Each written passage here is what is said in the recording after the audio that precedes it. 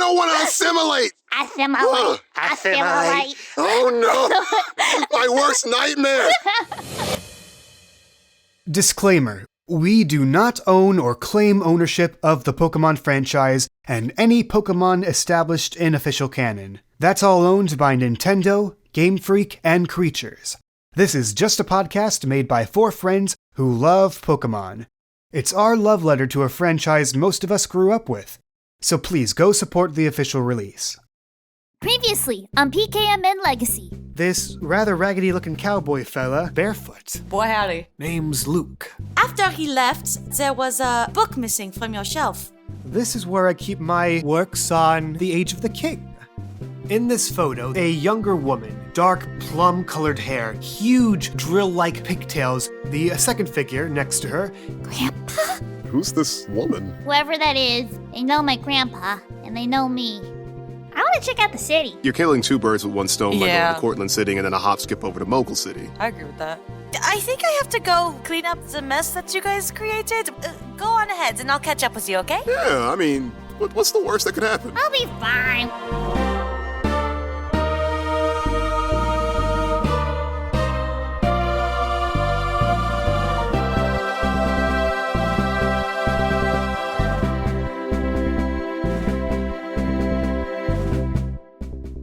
I'll take good care of him. All right, thank you. All right, well, be safe, have fun, and watch out for Wild Wingull. You too. Don't wind up in another dimension or something. I don't know.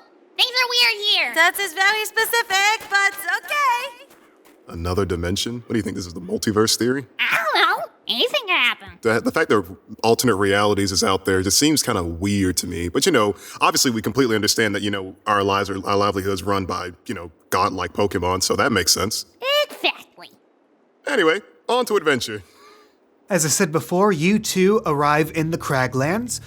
Think the Grand Canyon, but dustier, more desolate, like the earth was ripped asunder, splinters and scars lining this barren landscape, and rickety, unkempt bridges acting as the suture. Are we gonna have to cross a bridge? Several. Oh. Sounds solid enough.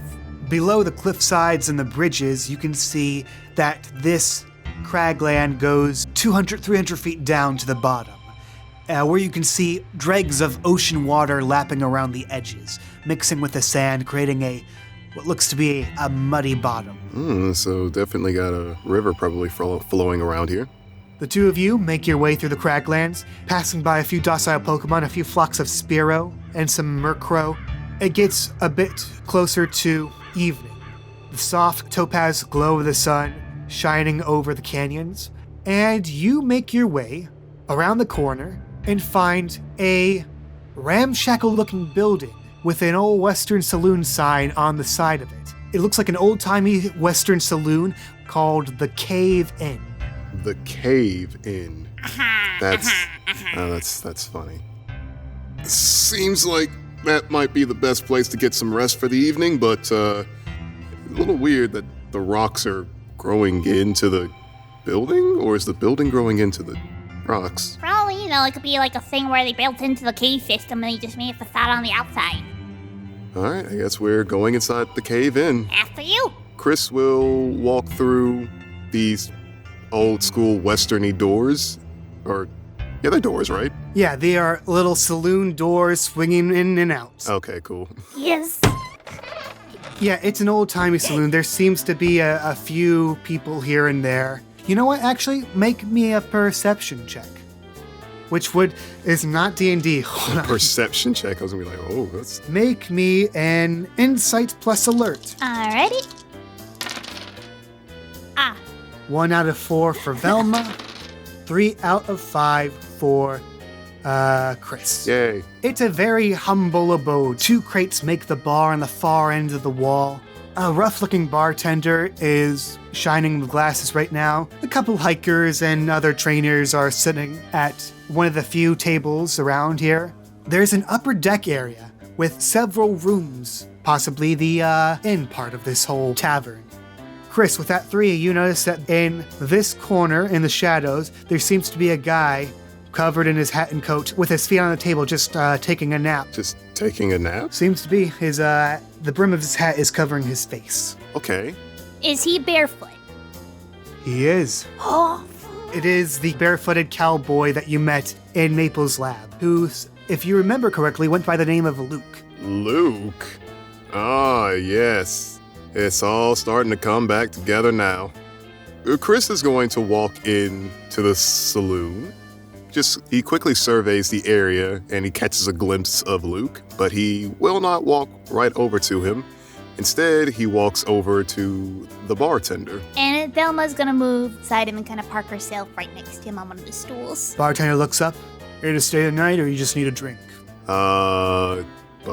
All right, go ahead and pick your poison as long as your poison's moo-moo milk. Wait, is that seriously the only options you have? That's what I got.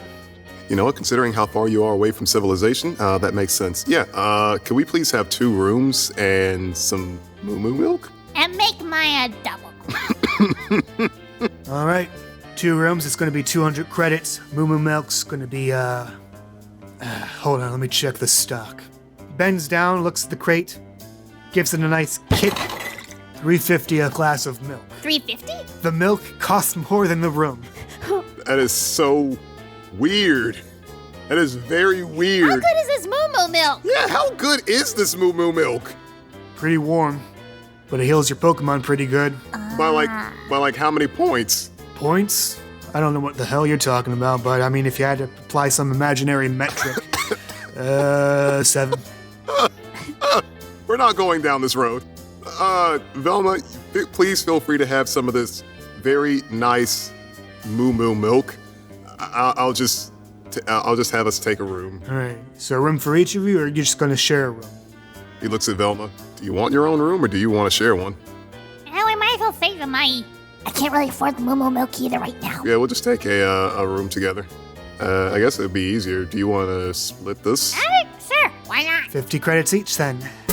Go ahead and remove that from your pockets. I was wondering, have you seen anything weird around here lately? Gonna have to be more specific. He kind of leans in a little closer, not trying to, raise his voice too much. I was wondering, have you seen any interesting or weird folks in kind of greenish garbs, sort of wearing masks, anything like that? Make a cool plus empathy. Empathy. Now, that's It's a new the one. people only skill. I got 4 out of 4. Of course. Oh, you mean those cultist freaks? Oh, so you do know. Yeah, I've seen them before. A couple of them came around here a while back, tried to stay here, but they ain't welcome in my place. You don't start shit in my bar. I like the cut of your jib. Has they been around here recently, like in the past 24 or 48 hours? Yeah, about 2 days ago, I think. Do you happen to know which way they were heading after they left? Nope. Just kicked them out. That's about it. Anyway, here's the keys. Go up the stairs. Second one on your right. Shower's outside. Outside? If you need the bathroom, just find a rock, I guess. Rock? For the bathroom? I got what I got. Yeah, but, and he, sort of gestures over to Velma. He's like, kid. I mean, that's what you got.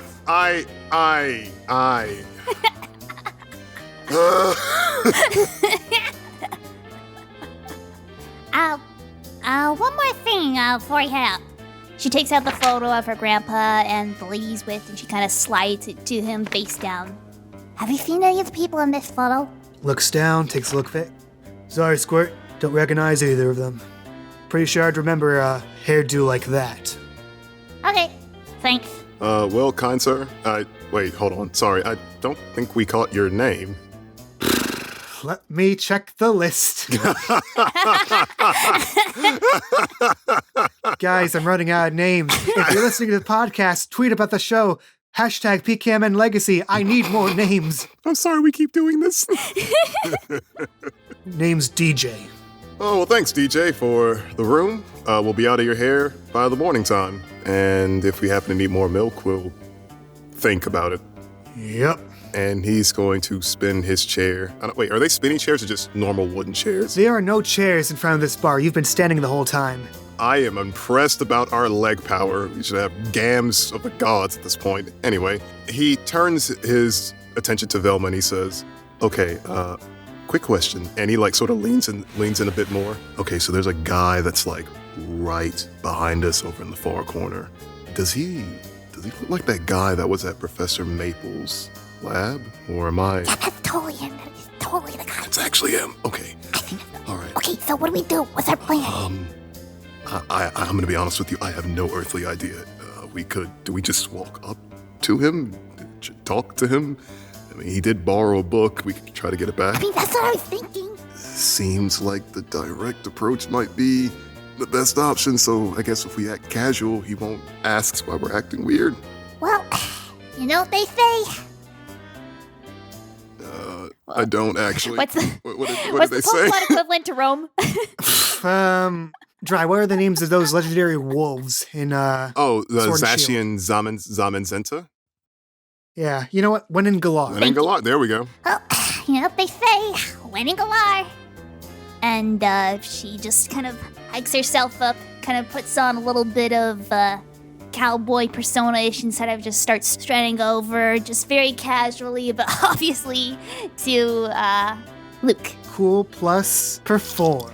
The strip mastiff. Oh. 0 out of 2. Oh no. So describe your stuff to me. So Velma thinks she's being really cool, doing like the cowboy spur strut, but it just comes out very robotically, like like kind of head nod towards folks, and she just kind of she just comes off super mechanical. Oh no. Before you open up your mouth to speak, without even pulling up the hat. Now that's got to be the least casual mosey I ever saw. Why you acting weird? Damn it. I remember you two. Chris and Velma. Now what brings you to my little cozy corner over here? So a little while back, you borrowed a book from a certain professor. Would you still happen to have it? Sure do. Any chance we could take a look at it? Return it to its original place? Afraid not. I'm a slow reader and it is a difficult read. Is it now? No worries though, you can have it back when I'm good and done with it. Hey, DJ, round on me. Go ahead and put it on my tab. And in a moment, DJ comes over, hands you 2 glasses of very lukewarm moo-moo milk. Thank you, DJ. Walks back to the bar. Now, I don't rightly think you two came all this way just out of a love for literature. So, we're actually traveling to head to another Pokemon gym, but we're also trying to find some answers about certain things we've been looking for, but seeing as how you're here, you might be able to answer some things for us. Possibly. Possibly. Well, I mean, considering that you did borrow a book, I would assume that we haven't gotten anything from you, so law of equivalent exchange. That's so. He looks down at the glasses of moo-moo milk he just got you guys. I'm no mathematician, but I'd think an overdue library book is worth a bit less than the milk of friendship. Damn it. All right, Nice try, though. Good hustle. not my best effort, but I guess we'll just get right to it. What do you know about the cult of Nuzlocke? Those green garb whack jobs? I know about as much as anyone else. A couple of crazies dressing up in robes, ranting about the good old days or whatever hoodoo voodoo they get into. I mean, I appreciate an antique as much as anybody else, but they take it a little to the point of, you know. I see, well, and he takes a sip of his lukewarm moo-moo milk. Is it even good? It's not spoiled. Okay. Satisfactory. It feels like it could use a little something. Please, no. What? No, I know what you're thinking. No. Fine. Thank you. Milk does not need anything added Now to hold it. your mud ray there. Now, what you got? No, do not encourage her, please. Well, my fine sir, I just happen to have a little fine bottle of ranch soda with me. And you know, ranch is the warmest, milkiest kind of thing, so I figured, maybe maybe it gotta go together, you know? And that's just not right, young lady. I mean, ranch, milk, together, they don't do nothing for each other. Now, if you actually want to do right, he reaches into his coat and pulls out a bottle. Wait, hold up. Now, I prefer the taste of baked bean soda in my moo-moo milk. Uses his thumb to pop up the cork, pour some into your drink, pour some into his drink. Oh, Cheers. And Velma just takes a big old swig of it. I see. Little piquant flavor up there. Good mouthfeel, yeah. Chris looks down at his glass of baked bean soda moo milk. What's wrong, Chris? You've barely touched your bean milk. I'm good. I promise. I insist. Yeah. Don't encourage him, Velma. Listen, I just want you to have a good clear experience. Is that so wrong? He gives her such a nasty look. He looks at the glass, gives a half-hearted smile, and says, "Cheers," and drinks the contaminated moo milk. Make a vitality roll. Oh no. Just a simple vitality roll, my dude. Oh no. I don't like this. Oh. Oh. 1 out of 4. Oh no. You swallow it down the best you can, keeping a stone face. But you feel some of it in your nostrils now. Went down the wrong pipe.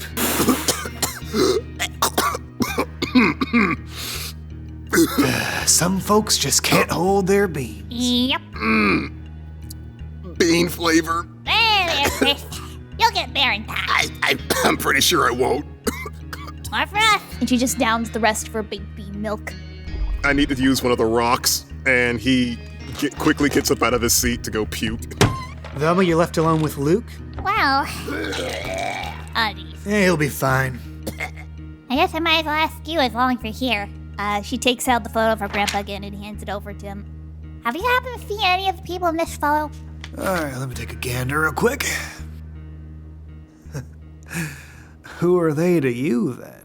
I don't know the lady, but the guy in the photo, that's my grandpa.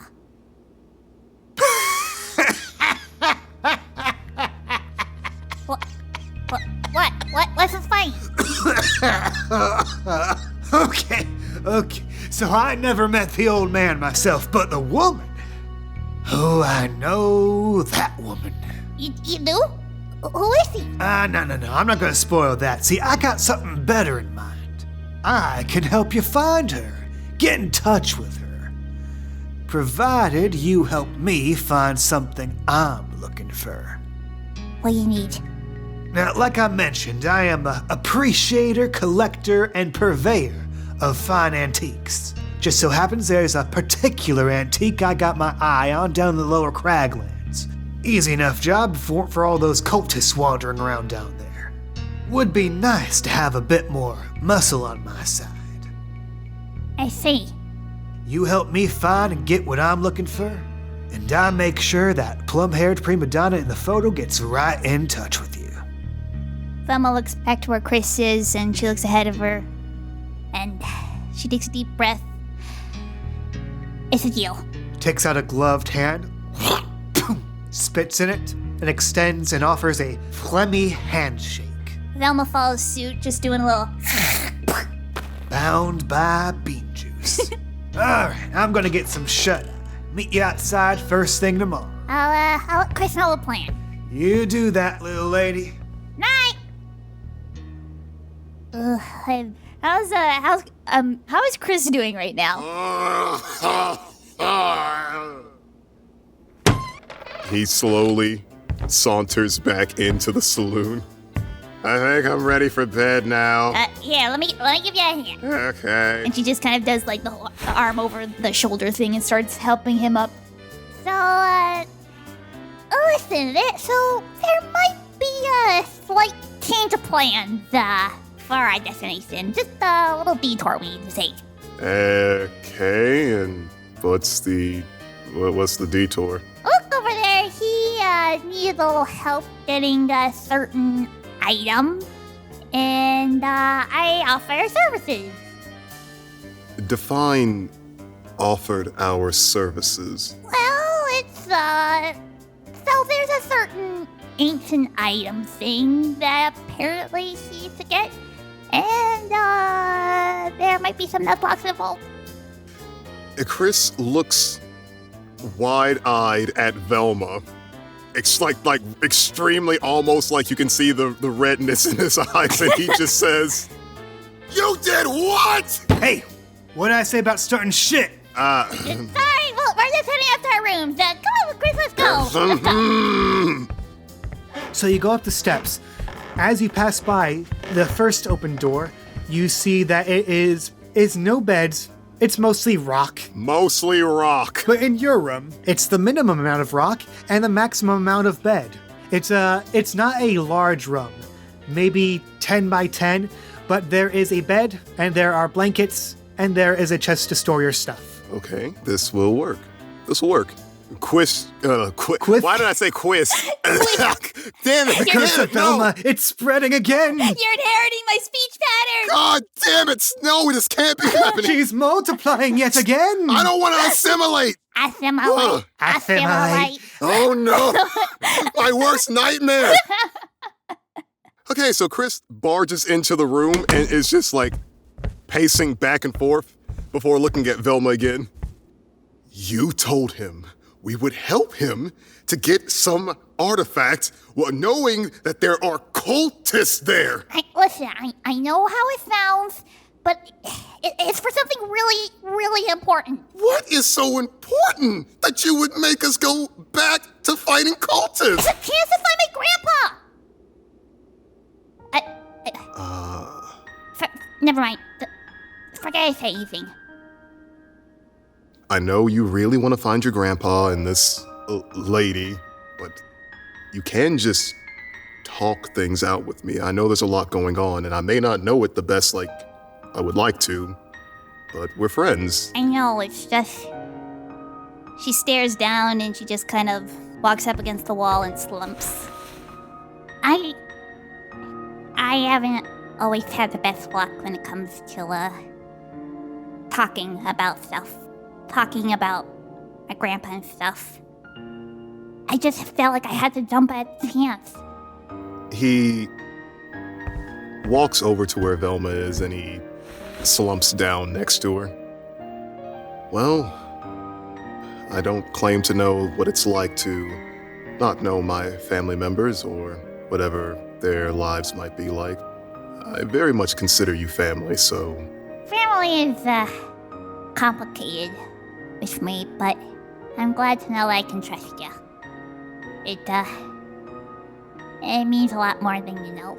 We're all looking for answers, but at least we got each other. Yep. We do have each other. I'm still mad you didn't tell me, though.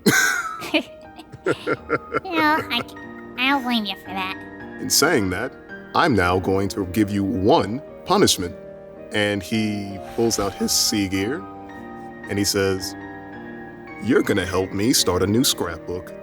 And this will be our first photo if you want. It'll be like a pseudo family album kind of thing, even though I don't really have another notebook, but I'll find one." Sarah, just, hold on. And she kind of straightens herself up and she just makes herself try to be presentable and not like she was about to cry or anything like that, because she totally wasn't. And she's like, okay, I'm ready. You don't have to look so stiff. I'm not stiff. I'm just trying to be presentable. Hey. It's all right, so on the count of 3, 1, 3, click. Wait! I think it came out pretty good. No, give me that. Give me that He right puts now. his hand up. Nuh-uh, nope. We are Sorry. taking that. This is going Come on. straight on the front page. Oh, don't you dare!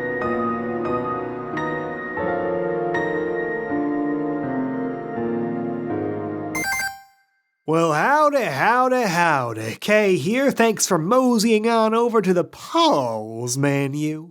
Hope you've been enjoying the episode so far. This is a start of an arc that I can say is going to be both rootin' and tootin'. If you'd like to support the show, we have a Patreon just for that. Get rewards like your names and the end credits of the YouTube releases, access to behind-the-scenes bonus tidbits, and for our Ultra Baller tier patrons, you can get your name mentioned here verbally with my mouth by me in the pause menu. And join the ranks of Bamboory, Camicat, Cybernetic Pink Eye, Donkey Odo, Doodle Boy, Javon, Jonathan Jesus Macias, Kian T, Limus Humane, Mr. Someone, Quest, Redemon Music Box Brony, and Unoriginal.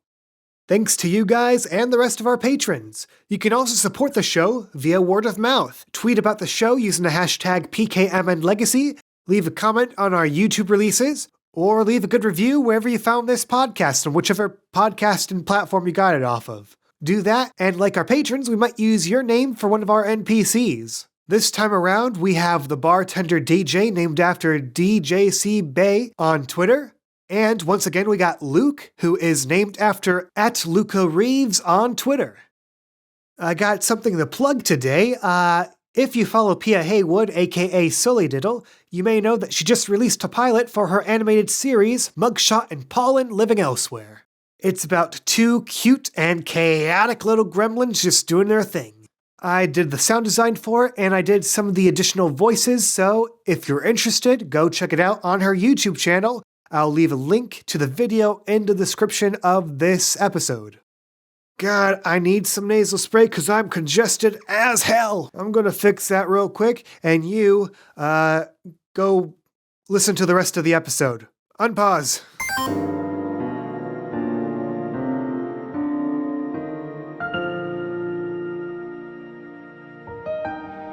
Velma, you know what? That's some tasty role-playing. Just have a will point. Yay! Yay! You're up to your max of 5 now. Yay! You know what, Chris? You can have a will point too. Yay! Chris, Velma, you get up, relatively refreshed as much as these scratchy sheets can allow for. What was your sleeping situation, by the way? Who got the bed? Who got the floor? I think Velma let Chris have the bed cuz beans. That's very considerate. How big are these beds? Slightly bigger than twin, but not full. It's a very janky build. I'd say Chris did probably start off sleeping in the bed, but I think he would have probably fallen off because he vertically challenged Velma. You can have the bed. Fair enough. And as you head out of the cave inn, you see your new best friend Luke come out from behind a rock. Morning, y'all. Ready to hit the trail? I say so. As ready as I'll ever be. Right. Well, last I heard, there are some cultists snooping around down east, so let's mosey. Eventually, you come across the edge of one of these fragments of cliffsides you're on, elevated high up into the air over the ocean and the brackish river water, which has receded out back into the ocean. Now it's just mud and sand. All right, now, goes over to a rock, kicks it, doesn't budge, takes out a huge loop of hempen rope, ties it around the rock, knocks it in place with the rope in one hand. See y'all at the bottom. And jumps off the side. He really did that. Are you sure we have to? Yes, we do. All right. So did he throw us a rope? Just confirm. The rope is tied around the rock, and it seems to go all the way down to the lower Cragland riverbeds. Gotcha. So it's like the shimmying down the rope dealio. Although he just took a step off and you can look down the cliffside. Even though it's very steep, nearly vertical, he's just sort of running down with rope in one hand, just bolting down the side. Lands, turns around. Velma just kind of stays herself and she grabs the rope and starts trying to position herself to kind of hang on to it as she's about to go off the cliff with it in her hands and just kind of try to slide down the rope. Wait, whoa. Question. Before this goes down. Answer. Do we have to use the rope or can we use a Pokemon? That is up to you, my friend. Can Chris pop out Diamond? Because I think Diamond is the most vertically apt for this. Parasect, they can climb around like mountains and whatnot because I've seen it in game, but like, could she ride on top of Diamond's shell and then just be taken down the mountain if she wants? Or if she wants to go down the cool way? Question for you. In those games, are they climbing around the mountains because the game's bugged or because they can actually do that? Ooh, that is actually a very good question. You see Parasect in Legends Arceus, and they're on the side, but they always jump down almost immediately when they spot you. I've never seen them in Violet and Scarlet, but I know that game's buggy as all hell. You know what? I'm gonna let you, as a GM, I will let you dictate how you would like that to go down. All right, let me just ask Velma first. By rope or by diamond? I mean, if diamond's an option, why not? For Velma, Chris, I'll need you to roll diamond's strength plus athletic. Strength plus athletic. 1 out of 3. So, Velma, Yep. you are on the back of Diamond as they sink their pincers into the ground and start to go down the cliffside in a 90-degree angle perpendicular to the ground. And you are just on the edge of the diamond that's facing the sky. And it's very slow going at first. Ka-chunk, ka-chunk, ka-chunk, ka-chunk. But one ka-chunk comes where the footing is loose and you fall off the back of Diamond, hurtling down towards the ground. Let's bring out Mafia. Maybe because they float, maybe it could be a thing of like she can grab onto it and maybe that would be just enough to slow down the impact of her hitting the ground. You're covering about 1/2 of the way down. I need you to roll Mafia's. This would be a matter not of supporting you, but catching you in time. So this would be dexterity plus athletic. All right. Woo!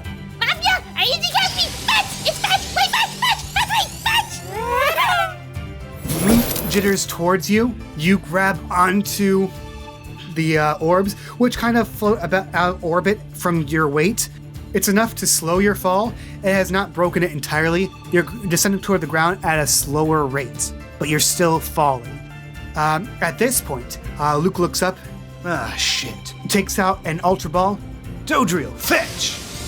A Dodrio runs up the side of the cliffside, level to where you are, and then just leaps off the wall. It catches you in one mouth, Mafia in the other, and uses its wings to sort of glide towards the ground and just softly land. Thank you. Definitely not doing that again. Chris, your turn. So Chris pops out Victor, and he's going to have Victor take him down. Strength plus athletic from Victor, please. And he might be a little bit quiet because he's like, I almost murdered a child. Oh my god. That's one for the scrapbook, am I right? Oh, The obituary section specifically. oh no! Oh wait, I rolled that for Chris. My bad. Sorry. Yes. Please roll for Victor, as that roll is shit. That I don't think Chris would have survived. Plummeted to his death as well. 3 out of 7, that roll is not shit. Okay, buddy. I need you to take me down while using this rope. Just slowly bring us down. I can just hang on to the back of you. And he gets a good grip behind Victor and says, "Are you able to do that for me, buddy?" Okay. All right. Let's do this. And he's kind of shaking a little bit. Not as carefully as the Parasect was doing, but with deft speed, he goes from one outcropping of rock to the other, to the other, to the other, monkeys his way down to the bottom, and your boots touch muddy sand. Okay, thanks for that, Victor. And he looks over at Diamond and just pulls out both their Pokeballs, pops them back in, runs over to Velma, and he's like, "Oh my god, I am so sorry. I am a terrible person. I thought that was a better idea." He's like, "I'm so sorry. I'm a terrible person. I almost killed you." You're killing me now. Oh, wait, sorry. And he lets go. Next time, we're taking the rope. Yeah, that sounds good. Yeah, not sure why you didn't use it after I went and tied it up and all, but kudos for Moxie, I reckon. Moxie, like the Pokemon ability. I see what you did there. Luke is looking at at Mafia who's floating around you. How's that thing? Oh, that's a new addition to our team. That's Mafia. And C is, we're calling them jewel types right now. It's a normal Mischievous. Ain't nothing normal about Just jewel type. Jewel type? Yeah, Jewels are more of a rock type thing though, ain't it? Like Power Gem and all that? technically it has minerals on it. They're minerals, right? I mean, that's pretty rocky looking. Like look at that. That's rocky looking. Yeah, you know what else is rocky looking? Rock types. Okay, fair enough. But it's a tiny rock, so don't think. You know what? You almost went splat. I'll humor you. Let's just keep moving. So, like, we're at the lower end now, but we're near the water? In the Craglands here between Pippintown and Cortland City. As you can see on the map, the northern tip of the Appalachia region is elevated, almost like a series of plateaus. The tops of which, the barren, desolate Upper Craglands. But beneath that is where the ocean water seeps in between the cracks. The muddy sand area between is the lower Craglands, which is where you are at now. I know this is probably, like, not really relevant to the current thing that we're doing, but how far away is King's Tower from us on this end? I know it's, like, right, like, in front of us on the map, but, like, in terms of distance-wise, would we still be able to see the tower, or would it be too, like, far away? The thing you've noticed about the Appalachia region, you can see it from almost any point in the region. Oh. It's that tall. Oh, jeez. Rivaling the height of Mount Ambrosia and the Jonagold Mountains around Newtontown. But from here, not that visible because of how far away from you in distance. So you can see its silhouette blending with the blue skies around you. So where do we go from here? Inward, away from the ocean. Good thing the tide's down or else we'd be up to our necks here. I'm sorry, what? Low tides during the mornings lets you walk around down here just fine. High tides in the evening, not so much. Well, thank you for that little bit of information. I really wish I had known that sooner. So the three of you continue your way on. Dojiro goes back into the Ultra Bowl. Why don't you guys make dexterity plus stealth rolls? Oh no, not stealth. And I shall roll for Luke in front of the board. I always remember last time I sucked it. I kinda like it too. Okay, well actually that's not that bad. I also rolled a 2. 2 out of 4 for Velma, 2 out of 3 for Chris, 5 out of 7 for Luke. Jesus, Luke. Damn. So you are just stepping through the mud.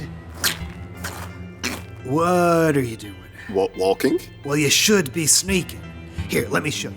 Keep your knees bent so you can shift your weight easier. Use the sides of your feet. Just like that. Oh, okay. And Chris tries that? Velma follows suit, though she struggles a little bit because the mud's a little bit deeper on her. Call that the Nine-Tails Trot. Picked it up wandering around. Of course, it works better if you're not wearing bulky shoes. They are good for support. I have bad legs. Also, what is it that you do? You don't seem like a Pokemon Ranger. You don't seem like a Officer Jenny. What do you do? Wandering, odd jobs here and there, collecting stuff. Like faces? Paintings? You're like an entrepreneur? Yeah, entrepreneur. And you raise Houndooms? Yeah. How did you pick it? I'm pretty good when it comes to sense and scents, especially when those scents have been sticking around long enough and stinking you up to high hell. And you, my friend, you stink of rostberries, houndoom hair, and that tropical Hoenn breeze. It is engraved into your very soul. What kind of experiments have they done on you to where your nose is that acute? No, sir, this sniffer's all natural.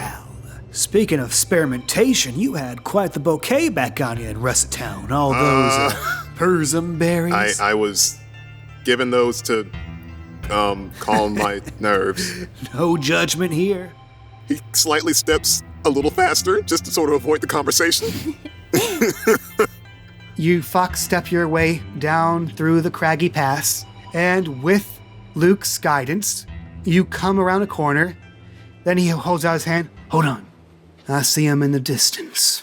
Around the pass, 5 grunts gathering around a rocky outcropping with a lot of loose rock. And with them out right now are 2 bronzors, 2 rattatas, and a giant stonejorner. Oh, that's a big boy. And you see them around the corner. You're off in the distance around this way. What do you do? Question. Answer. Do we still have the robes from our previous encounter? I would say yes, you do. Now, they know that you have tried this disguise thing before. If you want to try the same trick twice, be my guest.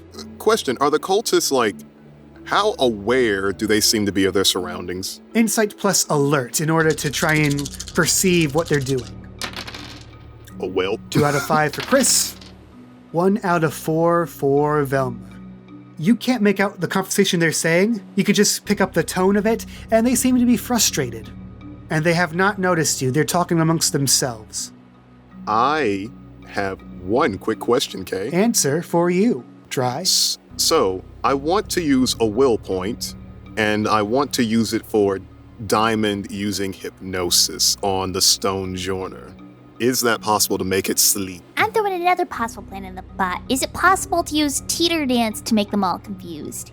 Usually, things with multiple targets, you can only target up to a number determined by your rank. For you guys, it would be up to 3 targets, but teeter dance is an area of effect, which means it would affect everyone in the area, including possibly you guys. And to answer your question, Dry, you can use hypnosis without spending a will point, and if it fails, you could spend the will point in order to force it to succeed or something like that. Because what I was going to do is where the stone joiner is, and then also where the bronze ore that's like closest to it, I was going to try to have the hypnosis be sort of like a hit both of them at the same time with the will point, if possible. If not, then I would just focus on the stone joiner mainly. Are you trying to pacify them in order to take them out easier, or pacify them in hopes of sneaking past them? Pacify them to sneak past them. If I try to attack them, we still have 3 other Pokemon to deal with, and then if they wake up, then that's still more to deal with. So if they at least can go to sleep, then if we try to get over to them and do something else, like if Velma wanted to use teeter dance, then I guess going through that area would be a little easier without being noticed. I think that could work. Okay, let's play this out. Chris, you quietly behind cover let out Diamond. He just sort of like whispers into Diamond's eye. Look down there. There's that stone joiner and the bronze ore right next to it. I need you to use hypnosis on both. And do it as quietly as you can, please. First things first, I need to figure out how quiet it can be, so roll for Diamond's dexterity plus stealth. All right, so dexterity plus stealth. 1 out of 2. So it's not the stealthiest thing, but it can get in there at least. I'll take it. Roll for accuracy for Diamond's hypnosis. Don't fail me now. Oh, sweet. Oh, It failed you now. I failed it. Oh. Well, Now you can use that will point to cause it to succeed. I'll give you that. all right, I use the will point. Take it, God. Actually, you can take it from Diamond's will points. Oh, yeah. Pokemon that you're strongly bonded to, they have will points of their own. Then I will have it be taken from Diamond's will point pile. So after Chris notices that Diamond is sort of struggling to cause the stone joiner to go to sleep, he does that dad thing where he taps the shell, like almost trying to like get a light bulb to work. He's like, "Come on, buddy, you can do it." The stone joiner looks at you, looks at it, looks into the lights. It's hard to determine this stone-faced expression on it, but ching. It doesn't seem to change that much, but its form is locked in place. Hey, stone joiner, you all right? Hey, hell's wrong with you? Just for funsies, I'm gonna roll his awareness. I don't imagine he could fail at seeing that it's right there, but just to be safe. Maybe he might think it's a really pretty rock. 0 out of 3. So the cultist goes, hey, which one of you left this really pretty rock here? You? You? Nope. Hey, doesn't it kind of look like a parasect, though? Yeah, you're kind of right. For teeter dance, if Chris and Luke looked away, would it still affect them? Are you trying to do like a little, throw grenade in? Yeah, fire in the hole style. As long as you're outside the field of battle, you can throw Mafia in. Parasect will be affected by it, but so will everyone else. You can do it. The poor Diamond will take the hit. Okay, girl, self time. Fire in the hole! And she just tosses Mafia out into the field. Teeter dance. All right, roll for accuracy. 2 out of 4. That counts as a hit. Mafia is up in the air, a little lens flare effect on her, and then you see her just kind of slowly swivering around and around in a kind of hypnotic motion, glowing with all these different colors, and she's just kind of weaving her way through all the grunts and Pokemon that are kind of looking at her. It descends into complete chaos. Everyone's bumping into each other. We're under attack. They're tripping over their own feet. One guy face plants into Cliffside. Put that wall there. Get him. And two of the cultists chase after some invisible culprit, going into the complete opposite direction of you guys. Completely just pissing right off. And for the purposes of this encounter, you haven't completely negated it, but you have reduced their number by quite a bit. You have enough time to get into the field of battle and get ready to fight. Yep. Yeah. In for a penny, in for a pound. Yep. The three of you burst out from around the corner. Get them! All 7 of them! All 7. Please roll for initiative for your Pokemon.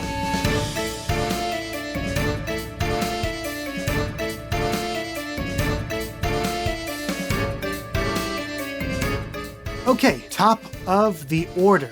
Rattata, confused. At the beginning of the round, I must roll an insight check. The Rattata looks very confused, and if it messes up this attack, it's going to hurt itself in confusion. You hear the cultist say, "Rattata, go for a quick attack on that really pretty rock that kind of looks like a Parasect." A 2 will hit.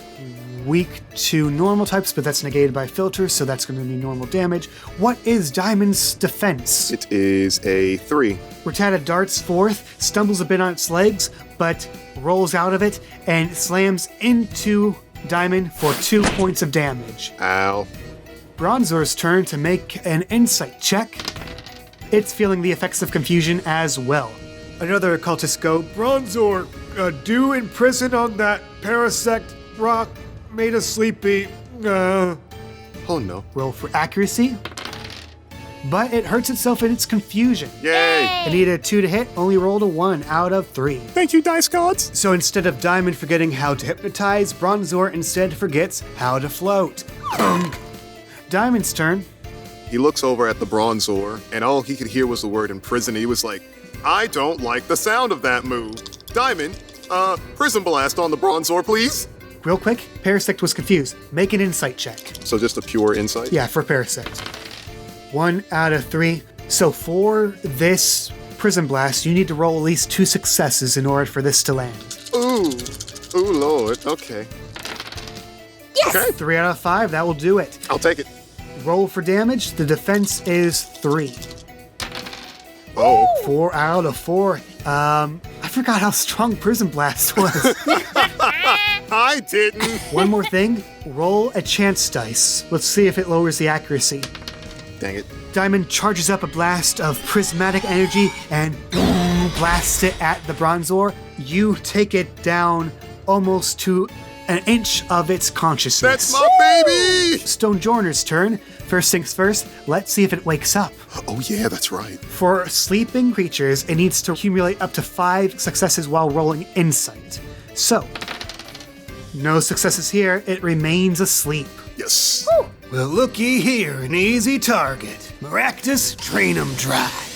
And from its Ultra Ball, a Maractus pops out on the field, all dancy, getting ready to Giga Drain the Stonejourner. 4 out of 7, critical hit. Lord. 5 out of 7 for the damage roll. Maractus starts dancing around, shake, shake, shake, shake, shake, shake. You can hear the seeds shaking about inside the arms as suddenly you see the vital energy of Stonejourner rise out of its body and into its petals. As it saps it for 6 points of damage, it's super effective. That is Woo! frightening. It is Mischievous' turn. I think we're gonna hit that red tower with a little bit of a shine sack. Oh God. Hit it. All right, 2 out of 3, that will hit. Roll for damage. Its defense, surprise, surprise, not very high. It's a 1. All right. 3 out of 6. You just see Mafia just doing a little swirly thing with the balls around and it's shining. And you just see it like sucking out the energy at a Rattata in this frightful glowy display. Yeah, it does look horrifying. Like it's sucking the soul right out of it. God. Hell, some of the its purple fur whitens a bit. Yeah, that's my girl! The Rattata, it's going to take another attempt. It's going to go for a bite on Mischievous. Now it needs to roll 3 successes in order for it to land. It does land, 3 out of 5. Oh. What is Mischievous' defense? That is 2. 0 out of 2. Now, normally, even if it's no damage in the pool, it would still hit for 1 point of damage, but as it sinks its fangs into its jewel exterior, it doesn't even break the surface. It's not very effective. What the hell is that thing? It's a mischievous. Her name is Mafia. That's a stupid name. What? Ooh, shouldn't have said that. Maractus, it's going to take a second attack. It is going to go for a needle arm and finish off the stone joiner. And it's going to need 2 to hit. It got exactly 2 out of 5. Let me roll for damage.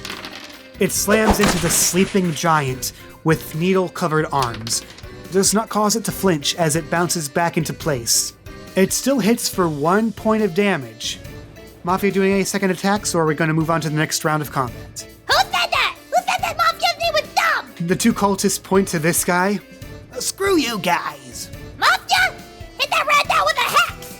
You aim the hex attack at the Rattata, and you send a jolt of ghostly energy towards it. It doesn't even phase it. Man, you're stupid. Everyone knows ghost types don't work on normal types. It's like 1st grade. Come on. You will learn to regret this day. This cultist is going to recall the stone joiner, and he is going to attempt to escape. Would anyone like to contest against that? Yes. I'll need you or the Pokemon you control to roll dexterity plus athletic and contest it against him. Okay, dexterity plus. I guess I'll have Diamond move it because she might be faster than.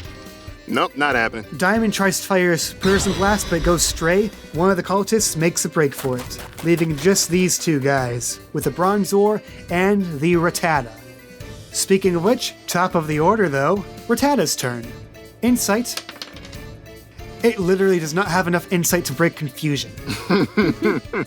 It is going to go for a quick attack against Mafia. It needs to get 2 successes or more. 3 will do it. Unless you're going to try and evade or clash. I'll try to clash. You need to pick a damaging move to clash it with. We'll do Shine Sap again. Special plus clash. You have to get 3 or more. That meets, that beats. Woo! Mischievous sends another bout of Shine Sap against the Rattata. Rattata bounces off, but does not take any damage from the clash. Meanwhile, you take just 1 point of damage. Oh my god, my Rattata really is in the top percentage. Okay, yep, he's gotta eat. Shaming him's not enough, you gotta take his life. Bronzor's turn. Let's see if it snaps out. It does not break confusion, but it does enough to act normally this turn. It is going to go for a confusion on Mafia. 1 will hit, unless you're going to try and evade. I'll try and invade. 2 will do it. Woo! It tries to send a blast of psionic energy right at you. Mafia just jitters out of the way, back into place. Blast goes wide, you take no damage. And we come to Diamond. Woohoo! First things first, insight roll. To ensure the confusion doesn't affect me. Well, You'll need 2 or more successes for this next attack in order for it to work. second verse, same as the first. I'm going to have Diamond use Prism Blast, and I'll have her use it on. Well, I was going to use it on a stone joiner, but it's gone. So Bronzor it is. 2 out of 5 meets. Roll for damage. Woohoo! How does it go down? I'm going to be going with the theme of it keeps bashing into the rock.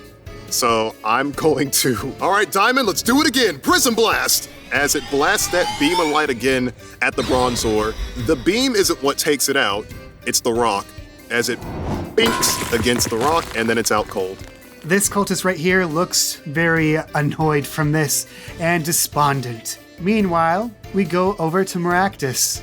Mind if I take this one, little lady? Be my guest. You heard her, Maractus. Finish your meal. 4 out of 7 will be a critical hit unless Rattata can evade. It needs a 5 or more to succeed. And it needs to roll perfectly.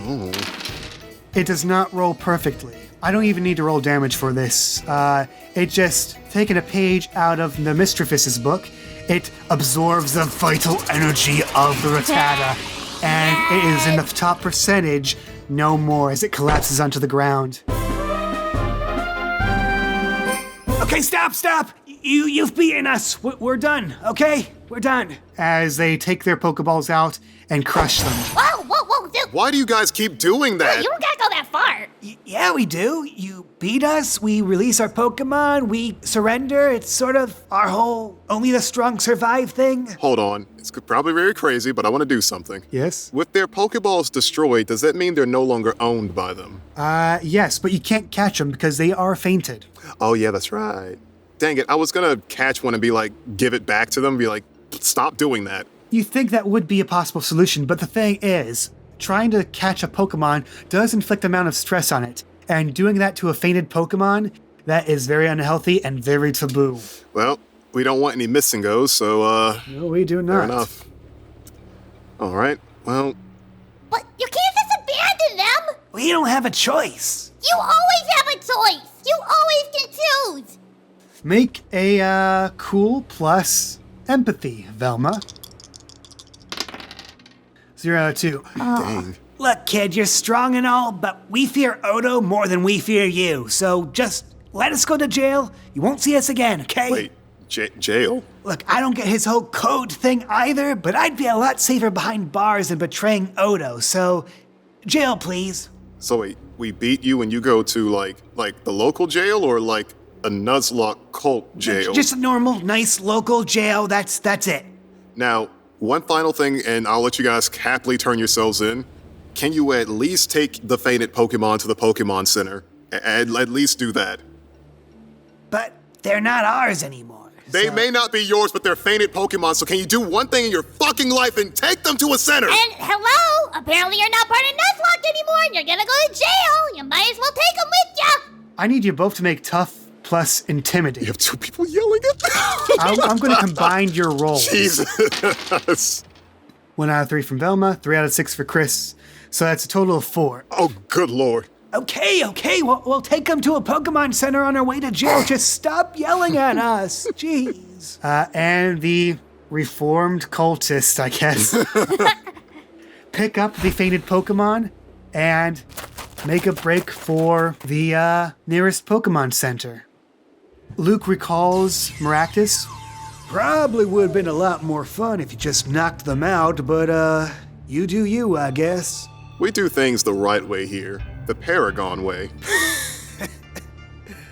Paragon? I sure as heck ain't gonna let anyone abandon their Pokemon. You know what? I can respect that. Luke heads over to a section of the wall where it looks like it's caved in and collapsed in itself. Flips through the book a bit. Let's see. Yep. Well, this was supposed to be the way in. Couldn't we try destroying it? I don't think even my posse could put a dent in all this. Is there not another way to get around? He is going to investigate a bit. Ruffles through his jacket. Picks out another Ultra Ball. Gillirex, go on and give us a hand. And out pops What in the hell is that? this dark violet-skinned salamander-looking creature. Large, lanky, completely flat to the ground, with sand pouring out on top of its head and around its claws. Velma breaks out the Pokedex on him, being like, what the heck is that? Do-do-do-do-do-do. Gillirex, the monster lizard Pokemon and the evolved form of Gilrobo. This predator submerges itself in the sand, lying in wait for unsuspecting prey. They prefer whittling their health down through poison and environmental damage, then emerging for the final blow when the time is right. That's morbid. That's nature. So what do you plan to do with this fella? Let the hunter hunt. The Gillirex sinks into the sand, and you can see it shifting around from one side of the canyon to the other, only like a mound of sand moving around. Eventually, he stops near a section further in, past the blockage, right up against the wall. He pops out, swipes his tail at the wall.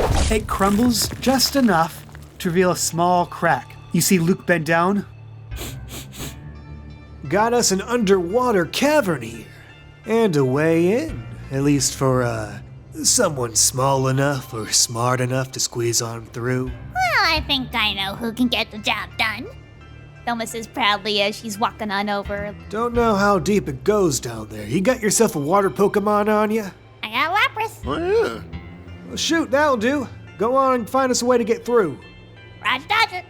And then with that, she hops on down. I know this is completely a joke thing, but as I just imagine as soon as Velma is jumping in and they just watch her leave, Chris turns over to Luke and he just says, "Did I ever tell you my wife died?" That's rough, buddy.